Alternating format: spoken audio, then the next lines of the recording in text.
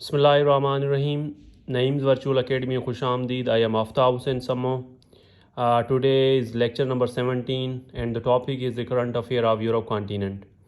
अच्छा, हिन में असां जेको आहे यूरोप कॉन्टिनेंट जे करंट अफेयर जे बारे में पढ़ंदासीं. यूरोप कॉन्टिनेंट तव्हांखे मूं ऑलरेडी जेको प्रीवियस लेक्चर हो we will discuss about the Europe continent's importance, its states and its famous rivers. So in this way, we will discuss the current affair about in which we will discuss the president, prime minister, and the event which had been taking place between the states in this continent. So it's important continent with respect to its sixth largest continent by area and third largest continent by population. So it's important questions with respect to GK, and Russia is the country which has larger geography, means geographical area हिनजी वधीक आहे. ठीकु आहे न. अच्छा, अहिड़े तरीक़े सां कॉस्ट लाइन जीअं तव्हांखे मां ॿुधायो हुयो त सभ खां वधीक नॉर्वे जी आहे. ठीकु आहे न. कॉस्ट लाइन सभ खां वधीक नॉर्वे जी आहे. ऐं जेको आहे सभ खां नंढी जेका शॉर्टेस्ट कोस्ट लाइन उहा कंहिंजी हुई, मोनाको जी. ठीकु आहे न. Shortest coast line. त हाणे कुझु पाण इन्हनि खे तव्हांखे मां ॿुधायो हुयो त हिन जे थोरो जोग्राफिकल मैप्स जे बारे में तव्हांखे ॿुधायो त हिन जे वेस्ट साइड ते इहो अटलांटिक ओशन आहे. हीअ ॾिसंदा हे नॉर्दर्न अमेरिका आहे. ठीकु आहे न. हेॾां हीअ आइसलैंड आहे, हेॾां हीअ ग्रीनलैंड आहे, हीअ एशिया कॉन्टिनेंट आहे, हिते कैस्पियन सी आहे, Caspian sea and Ural mountain. ठीकु आहे न. इहे these both separate Europe from Asia continent. ठीकु आहे. हीअ एशिया कॉन्टिनेंट आहे. तव्हांखे ख़बर आहे तुर्की हिन साइड तुर्की आहे. तुर्की ऐं जेको आहे रशिया, इहे ॿई जेके आहिनि यूरोप जा बि पार्ट आहिनि ऐं पंहिंजो एशिया जा बि पार्ट आहिनि. सो हाणे पाण जेको आहे हलंदासीं पंहिंजी टॉपिक जी तरफ़. कुझु कंट्रीज़ आहिनि जेके उन्हनि जा जेके इम्पोर्टेंट कंट्रीज़ आहिनि उन्हनि जा कैपिटल करंसीज़ हींअर हिन ई लेक्चर में कंदासीं ऐं कुझु जेके हूंदा उन जा वरी अॻिले लेक्चर में कंदासीं. त फर्स्ट नंबर ते हाणे पाण डिस्कस कंदासीं रशिया खे, छो त रशिया खे पाण ऑलरेडी डिस्कस कयोसीं एशिया कॉन्टिनेंट में, पर हिन में बि कंदासीं छो त हिन में यूक्रेन बि अचे थो. इन जो इशू आहे रशिया जो करंटली हले पियो, त इन जे लिहाज़ सां इन खे थोरो डिस्कस कंदासीं. रशिया जेको आहे लार्जर कंट्री आहे कंहिंजी, यूरोप जी, ऐं इन जो जेको प्रेसिडेंट आहे विलियम प्यूटन. ठीकु आहे न. सेंस 1999 खां 2000 ताईं इहो PM रहियो ऐं 2008 खां 2012 ताईं PM रहियो. 2012 खां हाणे ताईं वरी छा रहियो आहे, ही प्रेसिडेंट रहियो आहे. ठीकु आहे न. अच्छा, हाणे ही माइकल विलियम डॉर. ठीकु आहे न. विलियम डॉरविच इहो जेको आहे हिननि जो प्राइम मिनिस्टर आहे. ठीकु आहे. कंहिंजो आहे इहो आहे रशिया जो, जंहिं पाकिस्तान हाणे रिसेंटली विज़िट बि कयो, जेको पाण वटि समिट हुयो हिन में. अच्छा, मॉस्को उनजो कैपिटल आहे. रुबेल उन्हनि जी छा आहे, करंसी आहे. इहो GK जो सुवाल आहे, अची सघनि था, इम्पॉर्टेंट आहिनि. अच्छा, उनखां पोइ यूक्रेन आहे. Ukraine the important country of Europe continent. अच्छा, हुननि जो जेको प्रेसिडेंट आहे उहो केरु आहे, उहो आहे वोलोडिमिर ज़ेलेंस्की. इहो 6th प्रेसिडेंट आहे सिंस 2019 खां वठी. ऐं डेनिस शमियल जेको आहे उनजो छा आहे, प्राइम मिनिस्टर आहे. ऐं केव उनजी छा आहे, कैपिटल आहे. ऐं हरेनिया इहा छा आहे, उन्हनि जी छा आहे, करंसी आहे. हरेनिया उन्हनि जी छा आहे, करंसी आहे. अच्छा, हाणे रशिया ऐं यूक्रेन असुल में तव्हांखे ख़बर आहे त रशिया जेको डिसइंटीग्रेट थियो डिसंबर 1991 में. ठीकु आहे न. डिज़ोल्यूशन थियो रशिया जो. रशिया हिकु इम्पोर्टेंट कंट्री हुयो ऐं जेको पॉलिसी फॉलो कंदो हुयो उहो कम्युनिज़म जी पॉलिसी खे फॉलो कंदो हुयो. त तव्हांखे ख़बर आहे हिकु कम्युनिस्ट ब्लॉक हुयो जंहिंजो रशिया जंहिंखे हेड करे पियो. ठीकु आहे न. रशिया हेड करे पियो. ऐं ॿियो जेको हुयो कैपिटलिस्ट ब्लॉक हुयो जंहिंखे US हेड करे पियो, मीन्स अॻुवाणी करे पियो. ठीकु आहे न. US त अहिड़े तरीक़े सां इहे ॿई जेके ब्लॉक पाण में विड़िया. उनखां पोइ जॾहिं ही रशिया आयो हुयो अफ़गानिस्तान में, उनखां पोइ जॾहिं ही उतां ही वियो वापसि 1989 में, उनखां पोइ ही जी डिज़ोल्यूशन थी वई डिसंबर 1991 ईस्वीअ में। त उन जे नतीजे में ही यूक्रेन बि इन खां सेपरेट थियो हुयो, ठीकु आहे न। त यूक्रेन उनखां पोइ जेको आहे छा आहे त सेपरेट जॾहिं थियो त हिन जे विच में हिकिड़ो छा थियो त यूक्रेन ऐं हिननि जे विच में हिकिड़ो मुआइदो थियो त भाउ कोऑर्डिनेशन रिलेशन पाण में रखंदासीं। पर 1994 में NPT बि न्यूक्लियर नॉन प्रोफिशन TTP जेका आहे यूक्रेन, उहा छा कई हुई, साइन कई हुई त माना मां न्यूक्लियर साइड न वेंदुसि, न्यूक्लियर गेन न कंदुसि ऐं पंहिंजो पीस में रहंदासीं।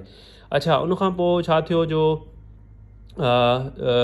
2014 में त यूक्रेन जेको आहे मेंबरशिप लाइ अप्लाई कयो। उनखां अॻु में छा थियो त ऑक्यूपेशन थियो, क्रीमिया हिकिड़ी उनजी टेरिटरी हुई, उन्ही खे इन्वेड कयो कंहिं रशिया। ऐं ॿियो डोनडल्स, इहा हिकिड़ी डोनडस, उहा उनजी टेरिटरी हुई, उनखे जेको आहे कंहिं उहो कयो रशिया जेको आहे उहो हो कयो, अच्छा मतिलबु इन्वेड कयो 2000। उनखां पोइ पहिरियां 2014 में थियो ऐं 2022 में वरी जेको हाणे रिसेंटली हले थो पियो उहो इन्वेजन थियो, जंहिंमें 20% यूक्रेनियन जेके आहिनि उहे माना डिस्प्लेस थी विया आहिनि। 8 मिलियन पॉपुलेशन तक़रीबन राउंड अबाउट। त हिन छा कयो, उनखां पोइ जॾहिं हिन ॾिठो त यार क्रीमिया खे बि हिन जेको आहे इन्वेड कयो आहे, ऐं ॿियो हिन जी जेका टेरिटरी डोनडास उनखे बि करे वियो आहे, त पोइ 2014 में जेको आहे हिन छा कयो, नेटो जी मेंबरशिप लाइ अप्लाई कयो कंहिं यूक्रेन। त यूक्रेन जो त मेंबरशिप हुजे नेटो जी, त जीअं माना उहो छा आहे नेटो, मां तव्हांखे अॻिते हली पढ़ाईंदुमि, नेटो ऐं Warsaw Pact, these are two pact between against each other, because Warsaw Pact is supported by communist bloc like Russia, and the NATO is supported by US and its allies against Warsaw Pact. सो ये ॿई block अलॻि अलॻि हुया। पोइ Ukraine इन में वञणु चाहे पियो, नेटो जी मेंबरशिप हासिलु करणु चाहे पियो, छो त नेटो जेको आहे न पंहिंजी मेंबर कंट्रीज़ खे प्रोटेक्ट कंदो आहे। अच्छा, जेकॾहिं कंहिं बि मेंबर कंट्री ते अटैक थींदो त उनखे प्रोटेक्ट कंदो। त हीअ इन जे बारे में हुयो। त इहे ॿई पाण में इन जे करे हिन जे नतीजे में रशिया हिन खे इन्वेड कयो, त छो त हीअ नेटो जो मेंबर थियणु चाहे पियो। अच्छा, इहो इन जे बारे में। अच्छा, उनखां पोइ हाणे आहे बेलारूस हिकिड़ी कंट्री आहे यूरोप में, ऐं उनजो जेको प्रेसिडेंट आहे उहो अलेक्सेंडर लुकाशेंको 1994 खां वठी आहे, ऐं प्राइम मिनिस्टर उनजो आहे रोमान गोल्वेचेंको, ठीकु आहे न। ऐं कैपिटल उनजो मिन्स्क आहे, ऐं रूबेल उनजी छा आहे करेंसी आहे बेलारूस। अच्छा, उनखां पोइ फिनलैंड आहे। फिनलैंड जो छा आहे एलेक्जेंडर स्टब, ठीकु आहे, उहो उनजो छा आहे प्रेसिडेंट आहे, ऐं पेट्री ओरपो उहो छा आहे उनजो प्राइम मिनिस्टर आहे। हेलेंस्की उनजो कैपिटल आहे, यूरो करेंसी आहे, यूरोपियन यूनियन जो मेंबर आहे, यूरो करेंसी आहे, ठीकु आहे न। अच्छा, नॉर्वे, उनखां पोइ नॉर्वे जो जेको प्राइम मिनिस्टर आहे उहो जोनास गोअर स्टोर आहे, ऐं ओस्लो उनजो कैपिटल आहे। हीउ जीके जो सुवालु आहे, ईंदो रहंदो आहे, तव्हांखे इम्पोर्टेंट आहे। अच्छा, ऐं क्रोन उनजी जेका आहे नॉर्वे क्रोन उनजी करेंसी आहे।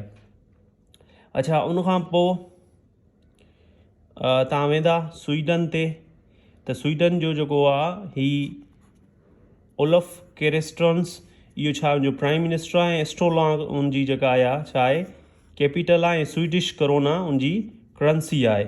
ऐं डेनमार्क इहो बि इम्पोर्टेंट कंट्री आहे यूरोपियन जो। हीउ छा आहे त तव्हांखे हिन जा कैपिटल ऐं करेंसीज़ ऐं हिन जा प्रेसिडेंट इहे यादि हुजणु घुरिजनि। मैटी फ्रेडरिक्सन आहे उनजो जेको आहे प्राइम मिनिस्टर आहे, ठीकु आहे न, हिन जो प्रेसिडेंट कोन्हे, हीउ प्राइम मिनिस्टर आहे हुनजो।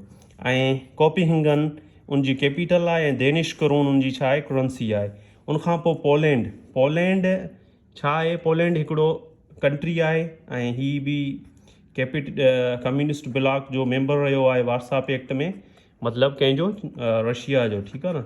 इन जे बारे में हाणे पढ़ंदासीं पाण। अच्छा, प्रेसिडेंट हिन जो एंड्रेज दूडा आहे, ऐं जेको आहे प्राइम मिनिस्टर डोनाल्ड टस्क आहे।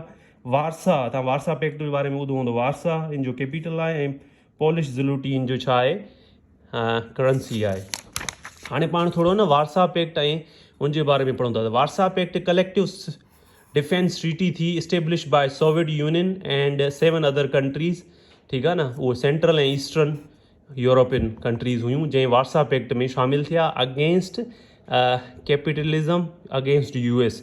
इहो कॾहिं साइन थियो 14 मई 1955 में। इनखे ईस्टर्न ब्लॉक बि चवंदा आहिनि, यूरोप जो ईस्टर्न ब्लॉक, ठीकु आहे न। अच्छा, ऐं हीअ 25 फरवरी 1991 ईस्वी में एंड थी वियो। पर नेटो हींअर ताईं बि हले पियो, ठीकु आहे। नेटो हिकु मिलिट्री अलाइंस आहे, नॉर्थ एटलांटिक ट्रीटी ऑर्गेनाइज़ेशन, इहो इनजो एब्रीवेशन आहे। 32 नेशन्स आहिनि, जंहिंमें 3 यूरोपियन आहिनि ऐं 2 जेके आहिनि नॉर्थ अमेरिकन कंट्रीज़ आहिनि। इस्टेब्लिश आफ्टर वर्ल्ड वार 2 थियो। तव्हांखे ख़बर आहे वर्ल्ड वार 2 1939 खां 45 ताईं हली, उनखां पोइ ही इस्टेब्लिश थियो 4 अप्रैल 1949 में।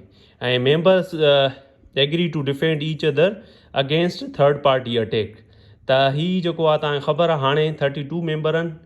लास्टली स्वीडन आहे जंहिं हिनखे जॉइन कयो आहे। अच्छा, हीअ ॿई जेके आहिनि हिक ॿिए जे अगेंस्ट हुआ। वार्सा पैक्ट हाणे एंड थी वियो 1991 ईस्वीअ में फेबरवरी में। ऐं हीअ जेको आहे नेटो, त हीअ जेको पोलैंड हुयो या हीअ जेके मेंबर हुआ उहे रशिया जा हुआ हिन वार्सा पैक्ट में, 7 other countries.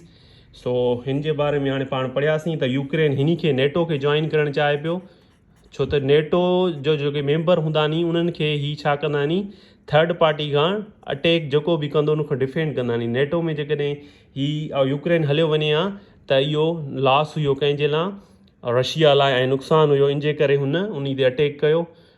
So it's all about the current affair of Europe continent. Hope you understand this. Thank you.